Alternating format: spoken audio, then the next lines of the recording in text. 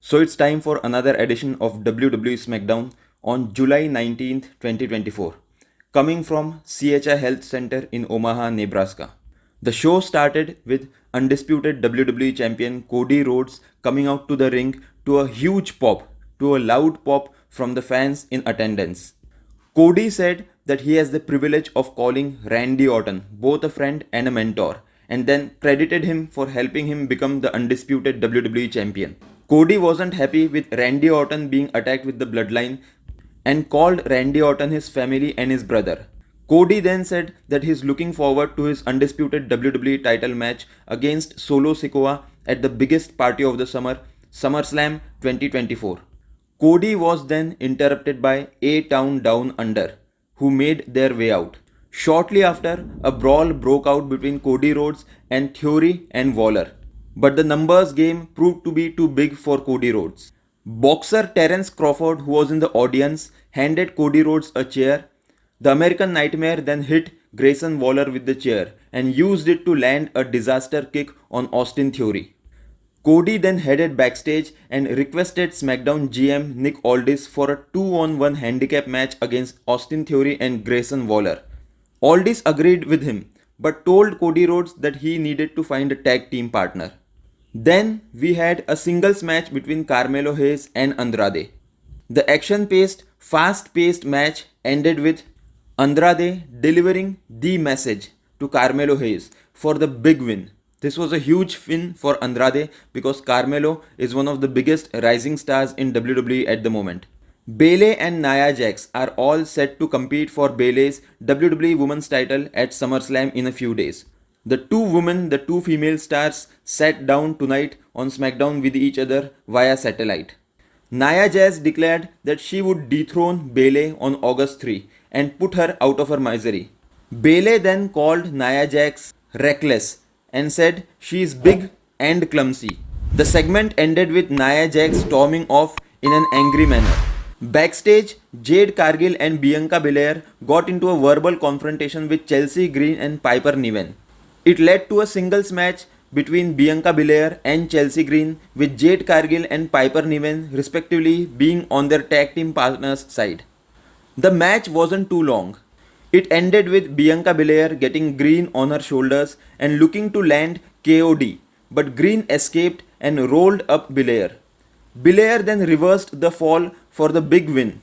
The post-match drama saw Belair and Cargill staring down Niven and Green, but then Green pulled Niven out of the ring before anything could happen. Alba Fire and Isla Dawn then appeared on the Titantron and told Belair and Jade Cargill that they will consider them giving the WWE Women's Tag Team rematch that they had been looking for.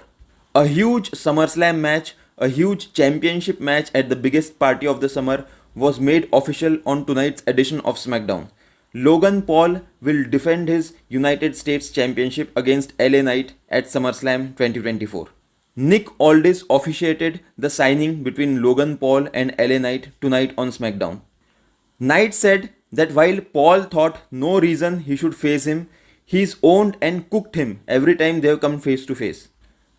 Knight then said breaking into Logan Paul's house, it allowed to pin him in their triple threat Money in the Bank qualifier, which felt really good. Paul then called LA Knight pathetic and said that he doesn't need to face him, and also said that LA Knight's existence depends on the ring. He doesn't.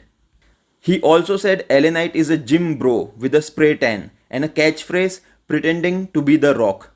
In response, LA Knight said that Paul is using old material. He is a fraud, pretending to be a champion.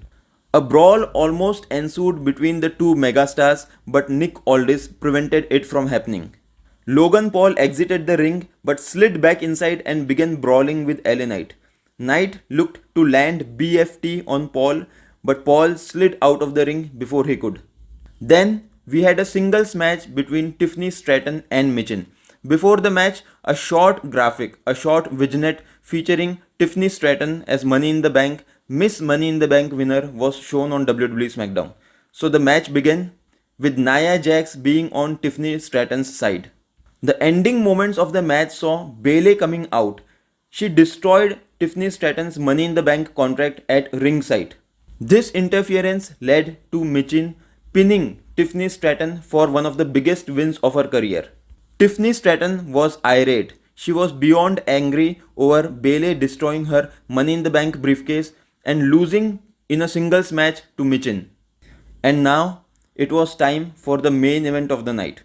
The American Nightmare, the undisputed WWE Champion Cody Rhodes and Kevin Owens took on A-Town Down Under, Grayson Waller and Austin Theory. Cody Rhodes finally found a partner in Kevin Owens because Bloodline took out Randy Orton recently. Rhodes and Theory kicked off the action, the bell rang and the two locked up.